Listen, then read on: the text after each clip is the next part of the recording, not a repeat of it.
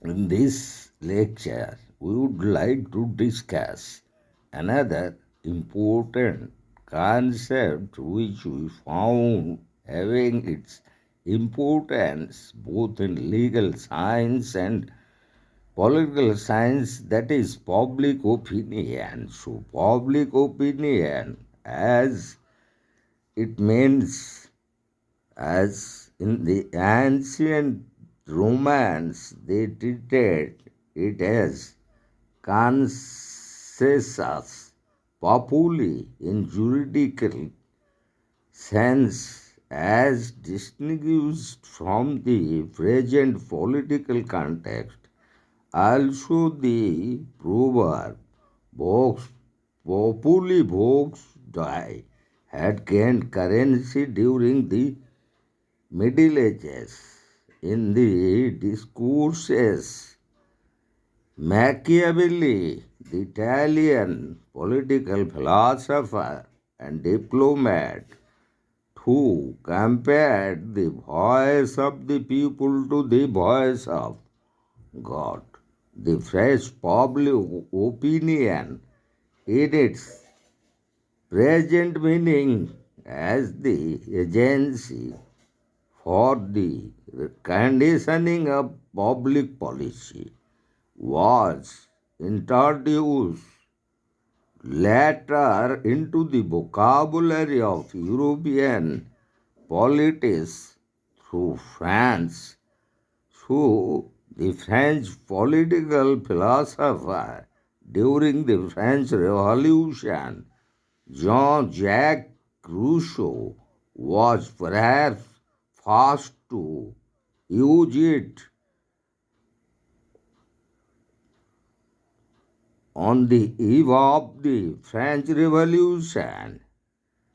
Today, the literature of democracy symbolizes, in fact, the rationalization of political behavior in terms of public opinion. So, Professor McIver, in his modern state, expressed that this incessant activity of popular opinion is the dynamic of democracy. So, the very basis of public opinion that we found in the writings of Professor Hermann Feiner, who mostly define it as intended to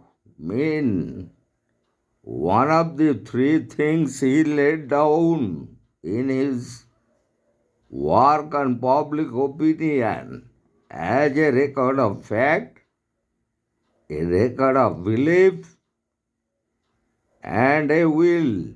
So, as according to Professor Feiner, as a record of fact, opinion means such a simple statement as the Soviet Union has exploded a super bomb.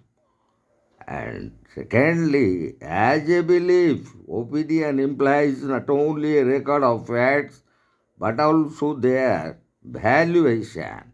It also involves a prophecy about the future course of events. The very sentence that there shall not be a war on the Berlin issue illustrates the very point as a belief. And the third basis, according to Feiner, as a will, public opinion is not merely a record and valuation of facts. It also asserts a course of action. For example, when we inquiry that India should go to war with Pakistan over the question of the Pak occupied Kashmir, yes or no? we mean that it is worthwhile to pursue a course of action. In the field of political dynamics, public opinion is intended to produce a concrete governmental policy. Hence, as Finer observes, politics is most concerned with public opinion as will, which typically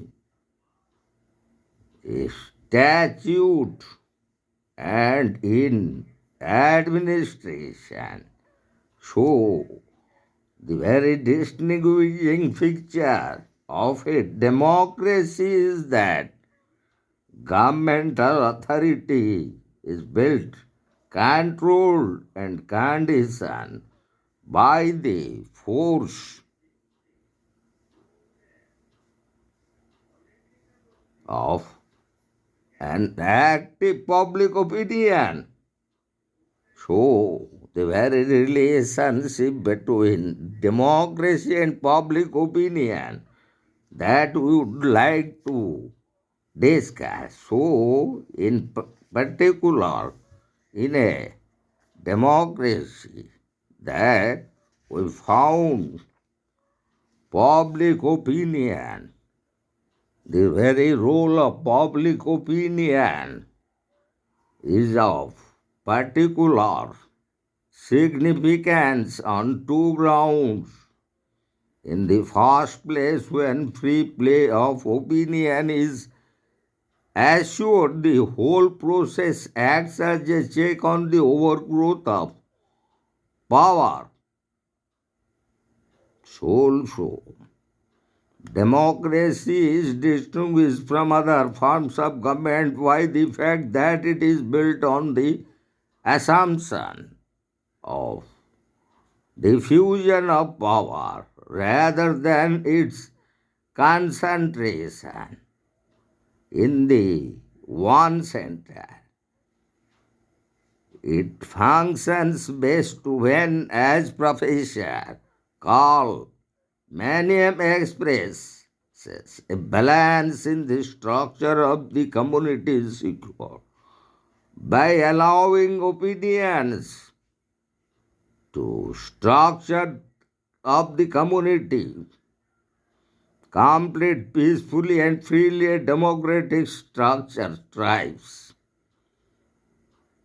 So also it ensures an interlocking system in which no power group can seize an opportunity to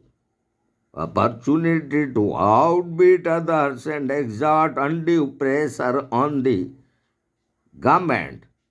So, Professor Edmund Burke expressed that, eternal vigilance is the price of liberty. So the watchful citizen would speak, while I will obey punctually, I will censure freely. So, this very particular relationship between democracy and public opinion, so it go check the overgrowth of power and is a solution to the problem of political obligation. When law becomes a reflection of public opinion, it offers an easy solution to the problem of public political obligation. The citizens obey the law as it rests on their will to obey. The whole process of lawmaking serves to obliterate the distinction between the lawgiver and the law receiver. So also in the field of political dynamics, the significance of public opinion lies in its ability to influence government. Here, as Professor McIver observes, we are referring to the modes by which variant opinion find political expression to the systems under which conflicting opinions are elicited, registered, channeled, and brought to bear on government and to devices by which government is made responsible responsive to the trends and tides of opinion. So also public opinions may be reflected in an election and also by policy decisions, legislative enactment also influence the power wielding machinery. So, opinions may be reflected in an election, a public decision, or formal legislative enactments.